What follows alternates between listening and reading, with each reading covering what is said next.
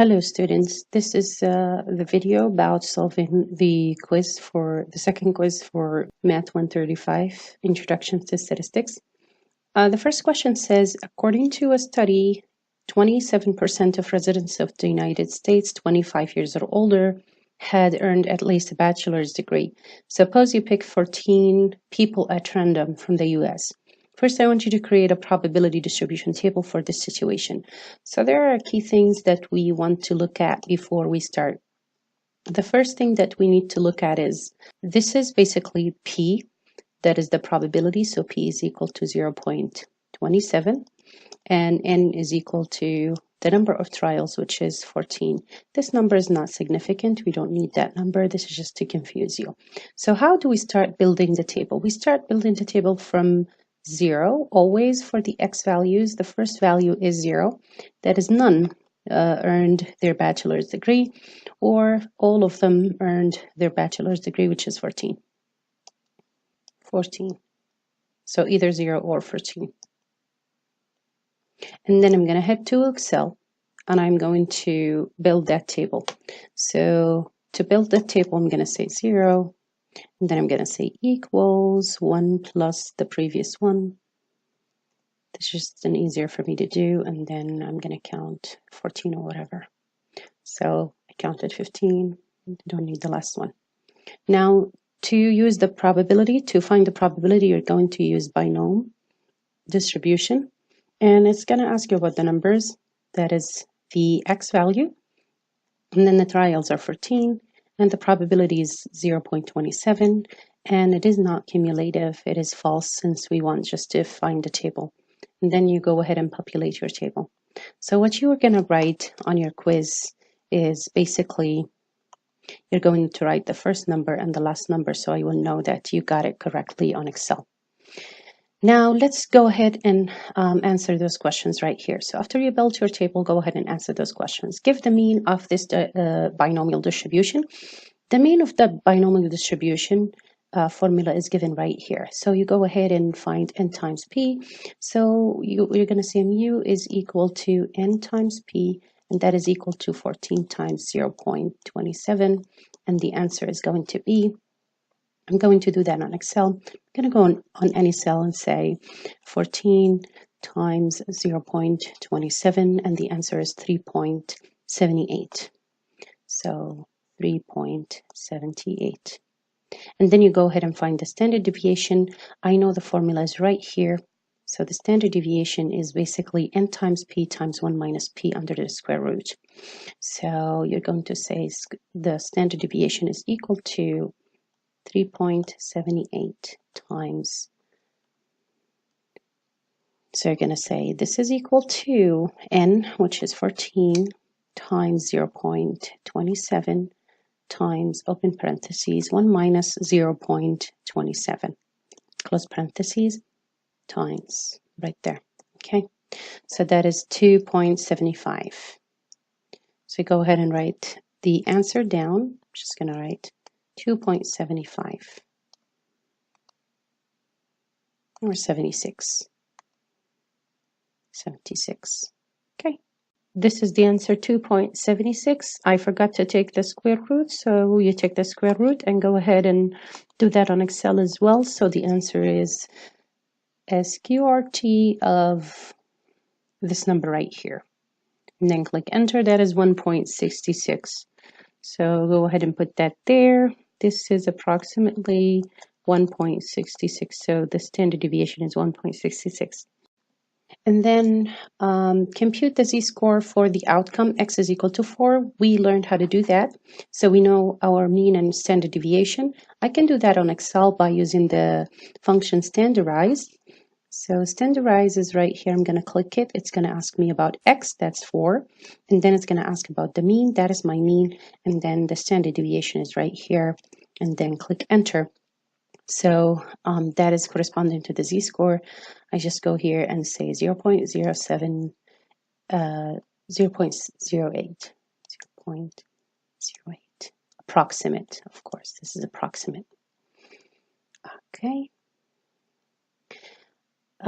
Let's answer those questions now. what is the probability that at most 3 people have bachelors? That means the highest number of people from the sample that I picked, or the 14 people that I'm picking, the most number should be 3. That means either 0 of them have bachelor's degree, or 1 of them has a bachelor's degree, 2 of them have a bachelor's degree, or 3 of them have a bachelor's degree.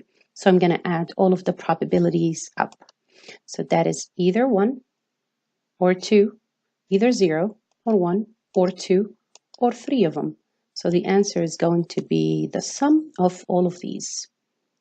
So I'm going to add all of these up, including the 3. And the answer is 0.45. So I'm going to go here and say this is 0.45.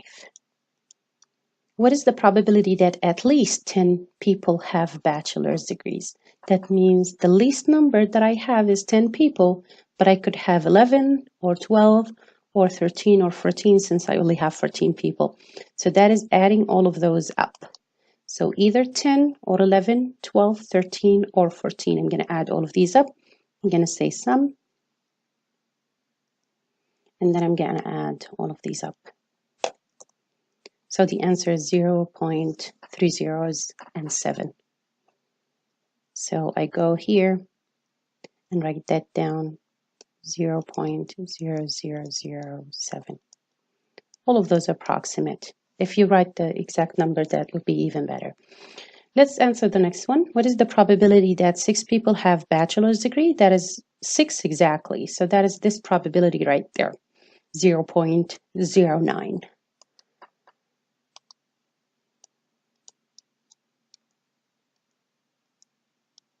And etc. And then what is the probability that between 4 and 7 people have a bachelor's degree? That is between 4 and 7, including 4 and 7. Always when I tell you between, I mean including the 4 and 7.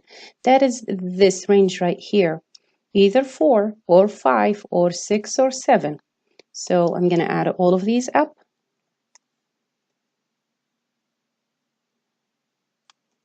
And the answer is 0.531.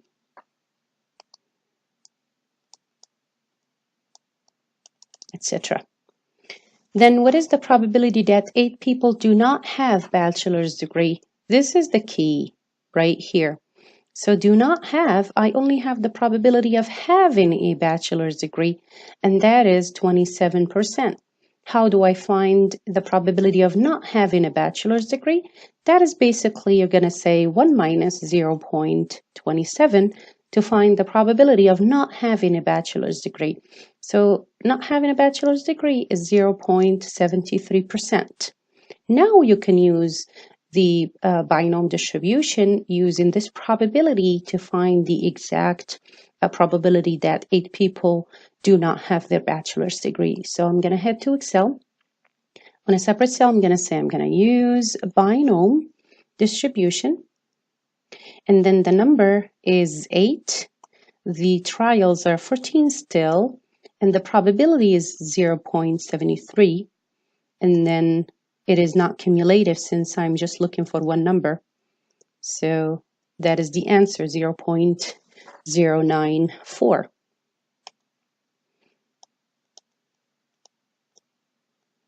And then the next question is about normal distribution. So let's see how we answer that type of question. The length of human pregnancies are approximately normally distributed. So that is extremely important to know which distribution you're going to use, with mean 266 and a standard deviation of 16 days. So I have mu and I have the standard deviation. What proportion of pregnancy lasts more than 270 days?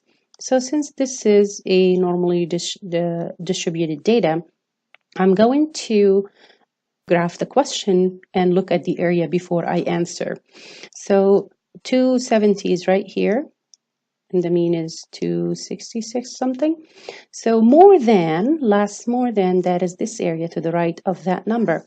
And remember, the normal distribution function does not count areas to the right. And in fact, area to the right is exactly 1 minus the area to the left. So that's what we're going to do. We're going to say this is equal to 1 minus normal distribution of 270, and the mean is 266, and the standard deviation is 16, and it is always cumulative when it comes to normal distribution. So the answer is 0.401294. So I'm going to write it down here, 0.40. I'm going to say 0.40, and that's it. What is the probability that a randomly selected pregnancy lasts more than 280 days? Exact same thing, so I'm going to draw it. It is normally distributed, so this is 280. And more than meaning this area right here. So same concept, right equals 1 minus left. So I'm going to go to Excel and say, well, I can use this formula, same thing. So I'm just going to copy it down. And I'm going to go change this to 180 so I'm not losing my numbers. And then go ahead and write it down. So 0.19. As you can see, this probability is less than that probability, and that makes sense. This area is less than that area. And then you keep going. What percent of pregnancy lasts less than 250?